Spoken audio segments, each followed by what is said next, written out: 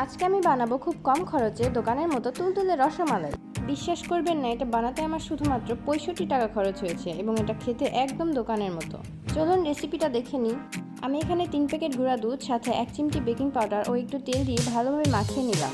Baking powder দেওয়ার ভিডিওটা আমি করতে পারিনি, যার কারণে খুবই দুঃখিত। এরপর একটি গ্লাসে একটি ডিম ফাটিয়ে নিব এবং গুঁড়া দুধের সাথে অল্প অল্প করে মাখিয়ে নিব। আমি এই মিশ্রণটা 2 বারে দিয়েছি এবং আমার ডিম হাফের বেশি বেঁচে গেছে। এরপর 2 মিনিটের জন্য ঢাকনা দিয়ে রেখে দিব। ভুলেও বেশি দেরি করবেন না, তাহলে এটা শক্ত হয়ে যাবে। এরপর আমার মিনি কুকারে 3 চামচ চিনি দিয়ে একটি সুন্দর ক্যারামেল তৈরি করে নেব। যদিও আমি ক্যারামেলের কালারটা আনতে পারিনি।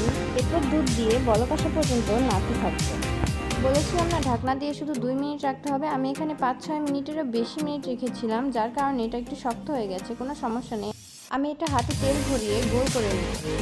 এরপর দুধে একবার বলক চলে আসলে মিষ্টিগুলো ছেড়ে দেবেন। যখন এটা ওপরে ভাসবে তখন বুঝবেন এটা সিদ্ধ হয়ে গেছে। দেখুন মিষ্টিগুলো কত সুন্দর ফুলে গেছে। আমি ঢাকনা দিয়ে 20 মিনিটের মতো রান্না করে নিয়েছি।